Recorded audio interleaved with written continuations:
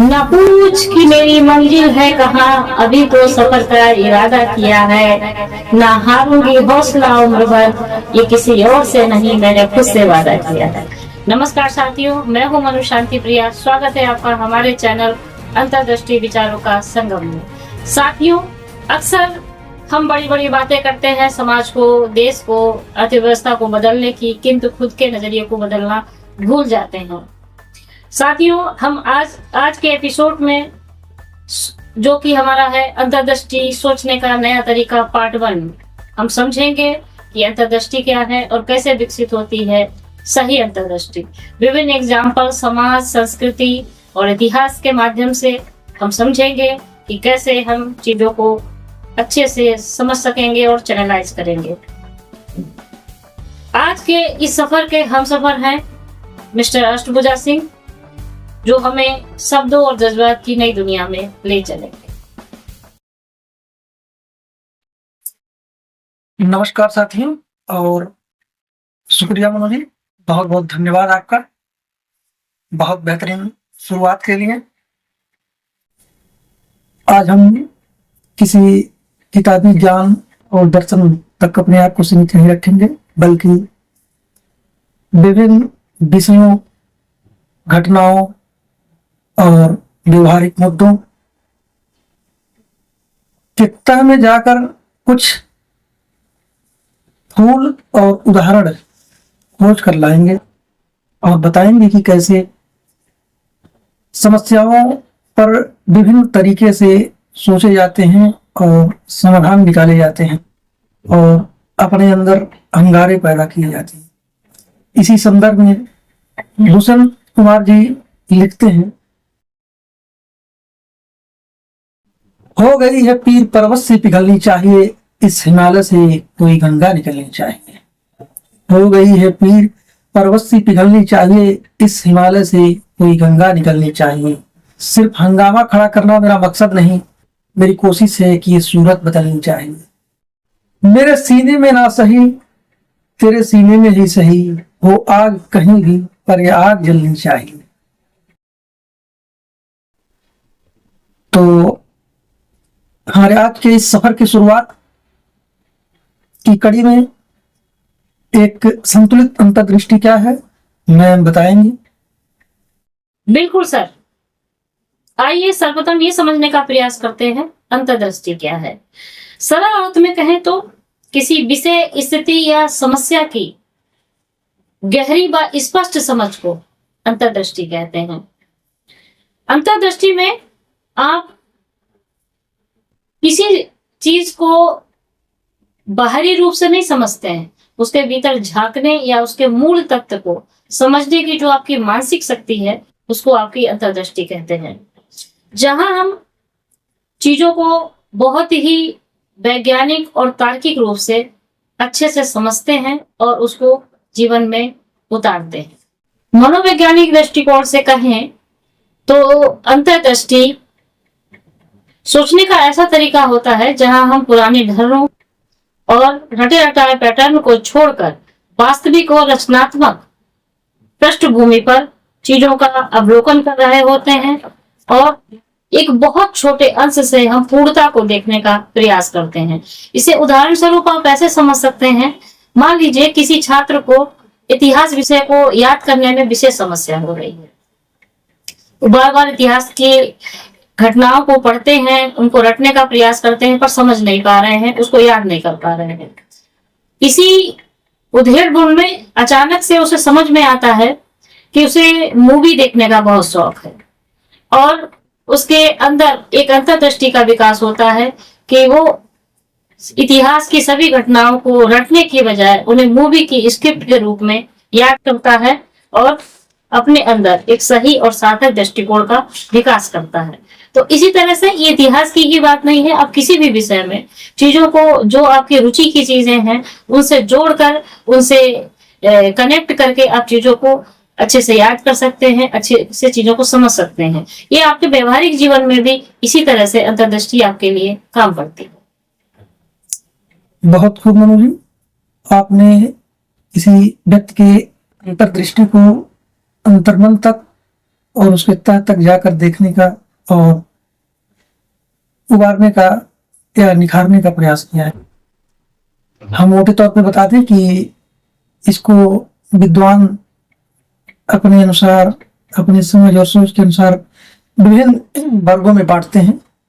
हम उनमें से कुछ महत्वपूर्ण प्रकारों की चर्चा आपके सामने कर दे रहे हैं। सोचने का नया तरीका अपनाने के कुछ व्यवहारिक सूत्र हैं। जैसे उनमें से एक प्रमुख सूत्र यह है कि आप जब किसी चीज को या मुद्दे को या घटना को देखें, पढ़ें, सुनें या समझें तो सबसे पहले आप लेबल लगाना बंद कीजिए। मसलन आप इन चीजों को देख करके तुरंत ये ना कहें कि यह अच्छा है या बुरा है। यह कहने के बजाय आप ऑब्जर्व करें, देखें और सोचें, रुक करके विचार करें, क्योंकि अधिकांश घटनाएं एक अनुभव होती हैं, अंत नहीं। दूसरा तरीका है, आप अपनी मान्यताओं और धारणाओं या कुरीतियों और पहले से दिमाग में बिठे बैठाए विचारधाराओं को चुनौती दें। जैसा कि आप जानते हैं कि एक हाथी का बच्चा छोटी सी रस्सी से जीवन भर बंधा रहता है और डरता रहता है कि यह रस्सी को हम तोड़ नहीं पाएंगे, और वो उस धारणा को तोड़ भी नहीं पाता है और उसे लगता है कि मैं कमजोर हूं और रस्सी मजबूत है, जबकि ऐसा बिल्कुल नहीं है। और अधिकांश केस में अधिकांश लोग, इवन हम सभी, अपनी इन्हीं मानसिकताओं और पूर्व धारणाओं की वजह से रुके रह जाते हैं और समस्या के संतुलित समाधान तक नहीं पहुंच पाते हैं। और जब आप समाधान खोजने के मार्ग पर आगे बढ़ें तो सबसे पहले पूछें कि क्या यह सच है या सिर्फ मेरा डर है। एक तीसरा प्रकार या धारा है कि दृष्टिकोण को बदलना। यदि आप अपनी दुनिया बदलना चाहते हैं तो उसके तो कई तरीके हैं, लेकिन एक प्रमुख तरीका यह है कि आप अपनी नजर को बदल लीजिए। कहा जाता है कि नजर को बदलिए तो नजारे बदल जाएंगे, सोच को बदलिए तो सितारे बदल जाएंगे। आपको कश्ती बदलने की जरूरत नहीं है, दिशा को बदलिए, किनारे बदल जाएंगे। जब आप समस्या के बजाय समाधान पर विचार करते हैं तो विभिन्न रास्ते अपने आप खुलने लगते हैं। इसके कुछ उदाहरण हम इतिहास के पन्नों में चलकर देखें तो चाहे मौर्यकालीन शासक अशोक हों या मुगल शासक अकबर हों या मुख्य सुधारक अंबेडकर जी हों या विवेकानंद जी हों, उन सबके जीवन दर्शन में सहज रूप से देखा जा सकता है। मसलन आप देखेंगे कि जब सम्राट अशोक अपनी विस्तारवादी नीति के तहत कलिंग विजय करते हैं तो उस समय कलिंग क्षेत्र में बहुत ही जान माल की क्षति, अराजकता की स्थिति, चारों तरफ अव्यवस्था, कोहराम मच जाते हैं। अचानक एक घटना घटती है, सम्राट अशोक रात को बेचैन हो जाते हैं, सो नहीं पाते हैं। फिर वह अपनी अंतर्दृष्टि का परिचय देते हुए और अपने साम्राज्य को सुदृढ़ और अस्थायी बनाने के लिए अपनी विस्तारवादी युद्ध नीति को छोड़कर धम्य और धैर्य की नीति अपनाते हैं, जिसके माध्यम से कल्याणकारी काम, सबके साथ सहज और सहयोग की भावना और जनता के साथ पुत्रवत व्यवहार तथा जीव जंतुओं, पर्यावरण और मानव के बीच संतुलित तालमेल बिठाने पर ध्यान देते हैं, जिससे उनका साम्राज्य लंबे समय तक अस्थायी रूप से और सुदृढ़ तरीके से टिका रहता है, कोई उसको हिला नहीं पाता है। इसी अंतर्दृष्टि और सोचने के नए मार्ग को अपनाते हुए मध्यकालीन मुगल बादशाह अकबर, जिनके बारे में लिखा गया है और लगभग सभी इतिहास की समझ रखने वाले, चाहे वो विद्यार्थी हों या विद्वान या बुद्धिमान, जानते हैं कि वह सबसे कम पढ़े लिखे या नहीं पढ़े लिखे थे, लेकिन सबसे सफल शासक रहे।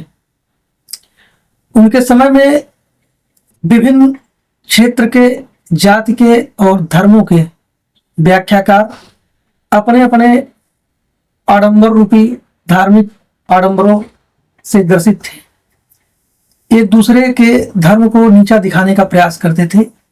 इस समस्या को सुलझाने के लिए अकबर ने सुलह कुल की नीति अपनाई और आडंबर रूपी और दिखावे रूपी और सांप्रदायिक चेहरे वाले धार्मिक दीवारों को तोड़कर सबके लिए एक संतुलित और सहज प्लेटफॉर्म उपलब्ध कराया था, जिसकी वजह से वह एक कल्याणकारी और सभी धर्मों के साथ संतुलित और न्यायपूर्ण नजर रखने में सफल रहे। सही कहा आपने सर। साथियों, जब हम सोचने के नए तरीके की बात करते हैं तो हमारे प्राचीन ग्रंथ सबसे बड़े मार्गदर्शक है। उपनिषद का वह मंत्र अस्तो मा सद्गमय, अर्थात असत्य से सत्य की ओर ले चलो, यही तो अंतर्दृष्टि की शुरुआत है, अंधेरे से उजाले की ओर बढ़ना। यदि हम श्रीमद् भागवत गीता की बात करें तो अर्जुन को जब ये बोध हो रहा था, जब मोह में माया में फंसकर वो युद्ध नहीं करना चाहते थे, तो भगवान कृष्ण ने उनको उपदेश दिया, कर्माण्यवाधिकारस्तु मा फलेषु कदाचन, अर्थात भविष्य की चिंता किए बगैर वर्तमान में जीते हुए अपने कर्म को हमें करना चाहिए और फल की इच्छा नहीं करनी चाहिए। ऐसी अंतर्दृष्टि भगवान कृष्ण ने अर्जुन को दी और उसी अंतर्दृष्टि का परिणाम हुआ कि असत्य का विनाश हुआ और सत्य की विजय हुई। इसी को हम हमारे एक और महान ग्रंथ अगर रामायण की बात करें तो रामायण में आप देखेंगे कि भगवान राम का चरित्र जिस मर्यादा और जिस पुरुषोत्तम का जो हमारे समाज में प्रतीक बन गया, वो क्यों बन गया? उनका राज तिलक होना था और राज तिलक के एक दिन पहले उनको ये सूचना प्राप्त होती है कि उनको वनवास जाना। उस विपरीत परिस्थिति में कोई भी सामान्य व्यक्ति होता जिसने अपनी अंतर्दृष्टि का विकास नहीं किया है तो वो लड़ाई खून खराबे पे उतर आता है। और उन्होंने अपने धैर्य का और अपने विवेक का परिचय देते हुए उस कठिन परिस्थिति में सही निर्णय लिया वनगमन का, और इसी ने उनको एक साधारण व्यक्ति से ईश्वर की ओर, ईश्वर की जो पदवी है उसको उन्होंने प्राप्त किया। तो भगवान राम भगवान बन गए क्योंकि उन्होंने अपने अंतर्दृष्टि से, अपने विवेक से चीजों को समझा, विपरीत परिस्थितियों में चीजों को बेहतर किया और जितने भी उपलब्ध साधन थे उस समय जो सबसे बेस्ट हो सकता था उस निर्णय को लिया और समाज को एक प्रेरक मैसेज दिया।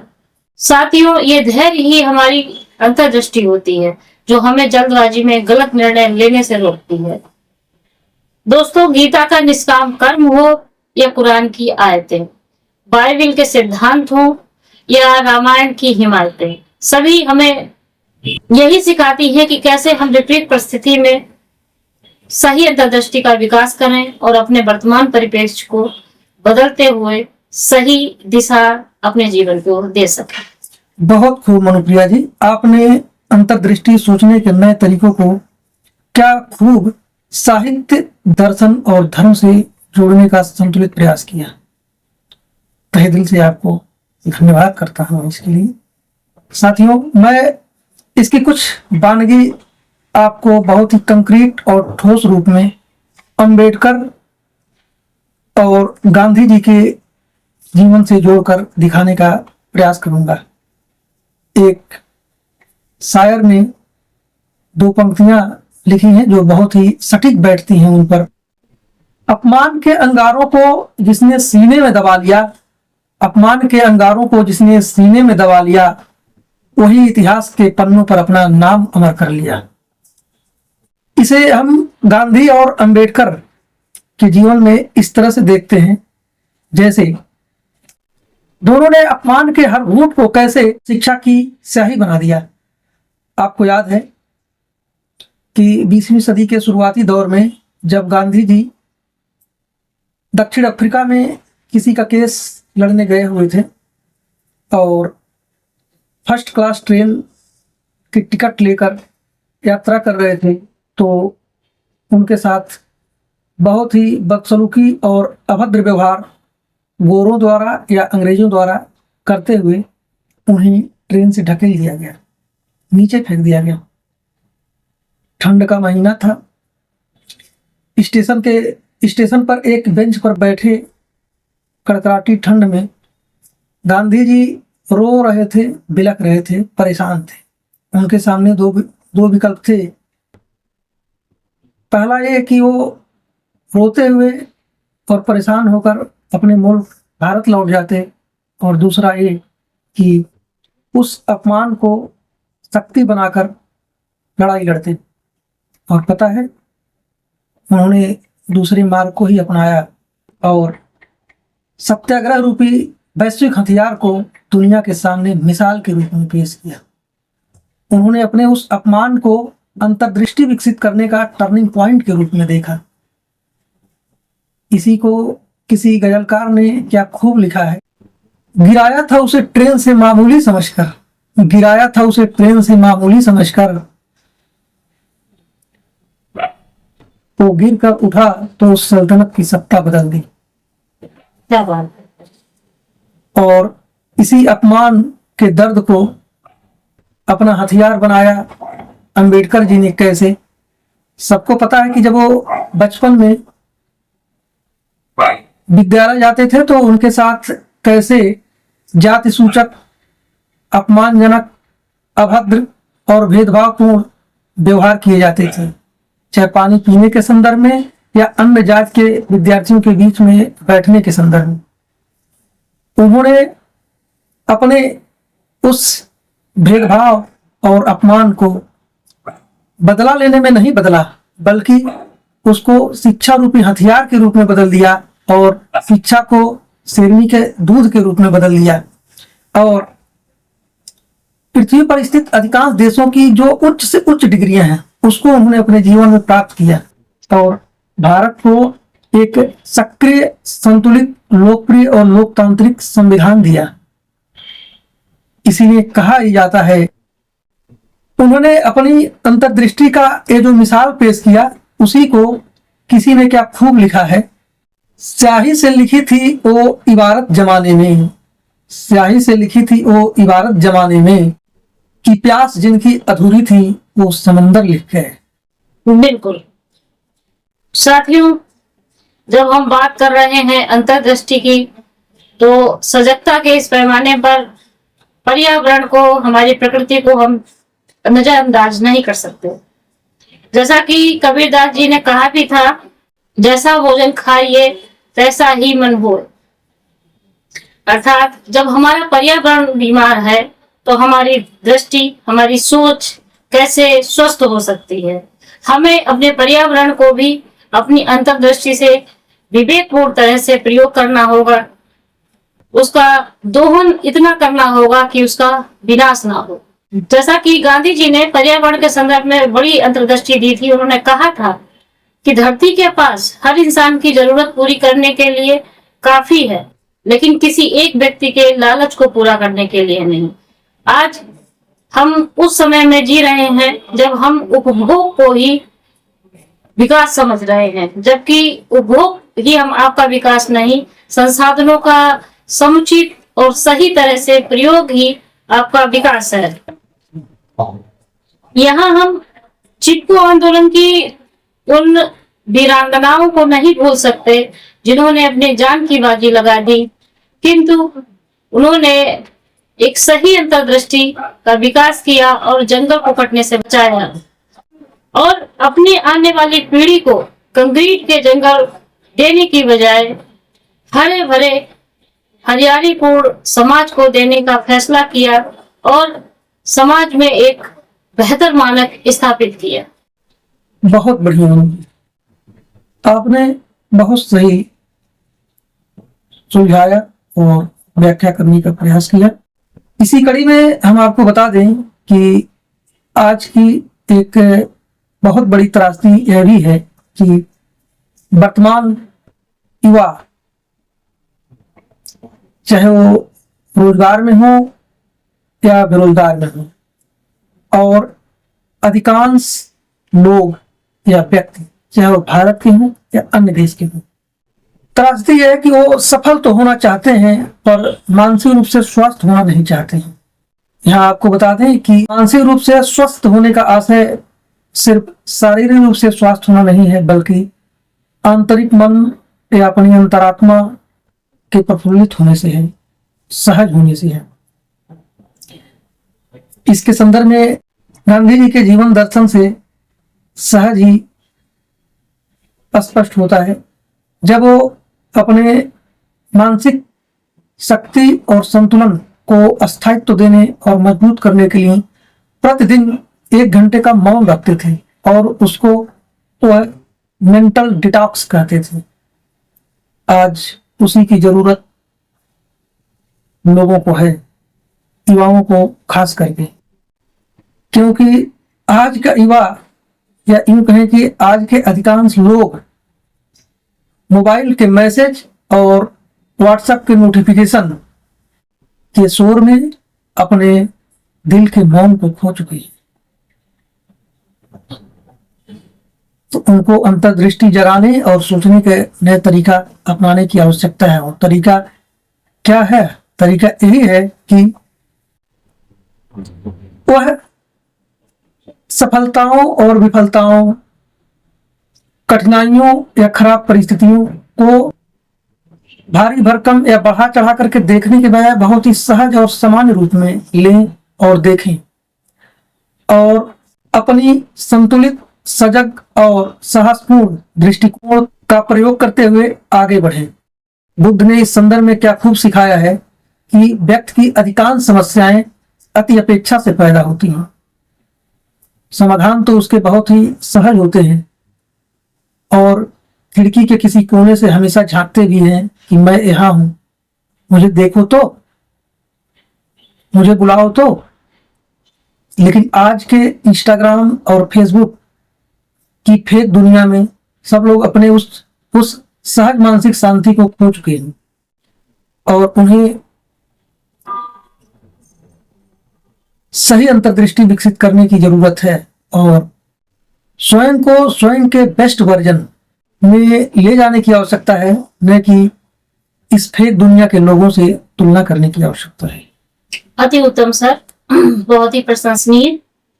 साथियों, हमने अंबेडकर, गांधी, बुद्ध, कबीर की बात की, लेकिन इन सब की बात करने के बावजूद वर्तमान समय जो जिसमें हम जी रहे हैं वो है आर्टिफिशियल इंटेलिजेंस। एआई की बात करे बगैर हमारा ये सेशन कंप्लीट नहीं होगा। साथियों को सोचने के इस नए तरीके में हम मशीनों का उपयोग कैसे करें, कैसे मशीनों से तालमेल बैठाएं, कैसे मशीनों को अपने जीवन में सार्थकता के रूप में लाएं, ना कि उनके गुलाम बने। महान वैज्ञानिक अल्बर्ट आइंस्टीन ने भी कहा था कि कल्पना जो होती है वो ज्ञान से कहीं ज्यादा महत्वपूर्ण है। जब वर्तमान समय में जब एआई हमारे सारे काम कर रहा है, फिर भी हमें क्रिएटिविटी और संवेदनाओं के लिए एक सही अंतर्दृष्टि की आवश्यकता है, और हमें अपने अंदर एक सही अंतर्दृष्टि का विकास करना होगा। हमको मशीनों का गुलाम नहीं बनना है, बल्कि उन्हें सहायक के रूप में उनका प्रयोग करना है। साथियों, मशीन डेटा तो प्रोसेस कर सकती है, लेकिन एक मजदूर का दर्द, एक अभ्यर्थी का दर्द, एक महिला की ममता, एक व्यवसायी की विफलता, इनको एक मानव मन ही अच्छे से समझ सकता है। स्टीफन हॉकिंग जैसे वैज्ञानिकों ने भी हमें कहा कि ब्रह्मांड की गहराइयों को समझने के लिए हमें अपनी सोच की सीमाओं से बाहर निकलकर अपनी अंतर्दृष्टि का विकास करना होगा। तो वर्तमान समय में हम सभी को, विद्यार्थियों को, खासतौर से युवाओं को, हमारे आने वाली पीढ़ी को ये चाहिए कि वो अपने अंदर तार्किक दृष्टि का, उस अंतर्दृष्टि का विकास करे, जिससे वो सिस्टम से, समाज से अपने जवाब दे लोगों से तथा स्वयं से प्रश्न करना सीख सके और सही प्रश्नों का उत्तर स्वयं से जान सकें और उनका मूल्यांकन एक सही परिपाटी में कर सकें। तो इसलिए आपको ये समझना होगा कि वर्तमान समय भले ही एआई का है, सोशल मीडिया का है, सब सारी तरफ आप मशीनों से घिरे हुए हैं, सब तरफ से आप मशीनों से घिरे हुए हैं, सारी चीजें आपके तरफ उपलब्ध हैं। साथियों, वर्तमान समय सोशल मीडिया का, मशीनों का समय है। आप मोबाइल से घिरे हैं, तकनीकी से घिरे हैं, आपके चारों तरफ मशीनें हैं। इस सब के बावजूद भी अगर आप सार्थक और तर्कपूर्ण अंतर्दृष्टि का विकास अपने अंदर नहीं कर पाएंगे तो आप इन मशीनों का विवेकपूर्ण उपयोग नहीं कर पाएंगे। तो अंतर्दृष्टि का विवेकपूर्ण उपयोग ही आपके जीवन को सार्थक और सहयोगी बना सकता है। बिल्कुल मनोज जी, इसका एक बहुत ही महत्वपूर्ण उदाहरण एपीजे अब्दुल कलाम के जीवन से देखे जा सकते हैं। इनके जीवन दर्शन में सहज ही शामिल हो गए। उन्होंने अपने अंतर्दृष्टि का परिचय देते हुए कलम के पट को खोला और भारत को मिसाइल दिया। उन्होंने युवाओं के संदर्भ में अपने इग्नाइटेड माइंड में कहा भी कि सपने वे नहीं हैं जो आप नींद में सोते हैं, सपने वे होते हैं जो आपको सोने ना दें। आज के युवाओं को जब देखा जाता है वो बहुत ही तनाव और एंजाइटी के शिकार हो जाते हैं। नौकरी न मिलने की वजह से या किसी छोटी मोटी समस्या की वजह से टूट जाते हैं, बिखर जाते हैं। और उनको चाहिए कि कलाम साहब का जो जीवन दर्शन है कि सपने वो देखिए जो आपको सोने ना दे, उसका तार्किकपूर्ण तरीके से, साहसपूर्ण तरीके से, निष्पक्ष और निर्भीक होकर अंतर्दृष्टि के ज्ञान चक्ष को खोलकर देखने का प्रयास कीजिए।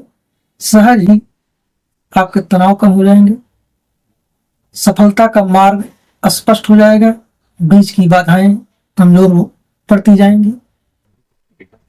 एक कलाम साहब के और उदाहरण है कि मुंबई के डीआरडीओ ऑफिस में सरकार की तरफ से बिल्डिंग में खिड़की के दरवाजे लगाने के लिए फंड आए हुए थे। हालांकि वो दरवाजे जहां लगाए जाने थे वहां अक्सर पक्षियां आकर के बैठा करते थे। कलाम साहब ने उनके उस मन और दर्द को समझा और अपनी अंतर्दृष्टि के ज्ञान चक्ष को खोलकर नया तरीका अपनाया और वहां पर खिड़की और दरवाजे लगाने के बजाय तकनीकी सेंसरशिप लगा दिया, जिससे वहां की निगरानी भी होती रही और पक्षियों के बैठने का मार्ग भी बना रहा। उसी ज्ञान चक्ष को खोलने और अंतर्दृष्टि को जगाने और नए तरीके से, इनोवेटिव तरीके से सोचने की आवश्यकता युवाओं को है। बिल्कुल सही कहा आपने सर, बहुत ही उत्तम उदाहरण, और हम सभी को उनके जीवन से बहुत कुछ सीखना चाहिए। और माननीय पूर्व राष्ट्रपति एपीजे अब्दुल कलाम जी हम जैसे तमाम युवाओं के भविष्य निर्धारक और आइडियल पर्सनालिटी रहे हैं। तो मुझे लगता है कि आज के सेशन में आपने बहुत कुछ सीखा होगा। साथियों, आज की ये सुंदर व सुखद शुरुआत वाली यात्रा एक चर्चा नहीं थी, बल्कि एक आईना था समाज का, एक आईना था आपके विचारों का, एक आईना था एक दृष्टिकोण का। हमने गीता के कर्म से लेकर कलाम के सपनों तक, कबीर की सादगी से लेकर भविष्य की एआई तकनीक तक का सफर तय किया।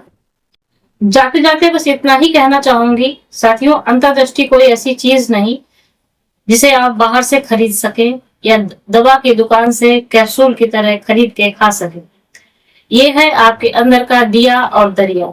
इसे आपको स्वयं को जगाना है और इस पे पड़ी हुई धूप को हटाना है। बस इतना ही आपको करना है। चाहे आप विद्यार्थी हो या प्रतिस्पर्धी जो परीक्षाओं से डरा हुआ है, या फिर एक मजदूर या किसान जो पसीने से अपनी तकदीर लिख रहा है, या कोई गृहिणी जो ममता से अपने परिवार को बांध रही है, या फिर कोई व्यवसायी जो छोटे छोटी बचतों से अपने भविष्य का निर्धारण कर रहा है। याद रखिए, आपकी सोच और संतुलित नजरिया ही आपकी सबसे बड़ी पूंजी है। अशोक की शांति और बुद्ध के व्यवहार को अपना स्वभाव बनाइए, अंबेडकर के तर्क को अपनी ताकत बनाइए और गांधी के सत्य, अहिंसा और सत्याग्रह को अपना हथियार बनाइए। पूरे एपिसोड को इन पंक्तियों के माध्यम से बांधना चाहूंगी। पेश है, गौर फरमाइए। बिल्कुल मनु जी। मृग कस्तूरी ढूंढता फिरता वन की ओर, समाधान भीतर छुपा तू बाहर करता शोर। अंतर्दृष्टि जगह जरा देख स्वयं की ओर, सोच बदलती है जहां वहां खड़ा संसार। तू चाहे तो कर सके खुद का बेड़ा पार, तू चाहे तो कर सके खुद का बेड़ा पार। बहुत खूब मनु जी। मिलते हैं अगले एपिसोड अंतर्दृष्टि सोचने का नया तरीका के पार्ट 2 में। तब तक बने रहिए हमारे चैनल पर और हमसे जुड़ने के लिए हमारे चैनल को सब्सक्राइब कीजिए। अपने सुझाव और विचारों को कमेंट के माध्यम से हमें प्रेषित कीजिए। अगर आपको ये प्रस्तुति पसंद आई हो तो लाइक कीजिए। लेती हूँ आपसे इजाजत। मिलते हैं फिर इसी चैनल पर अंतर्दृष्टि विचारों के संगम में। तब तक इजाजत दीजिए। नमस्कार। जय हिंद सर।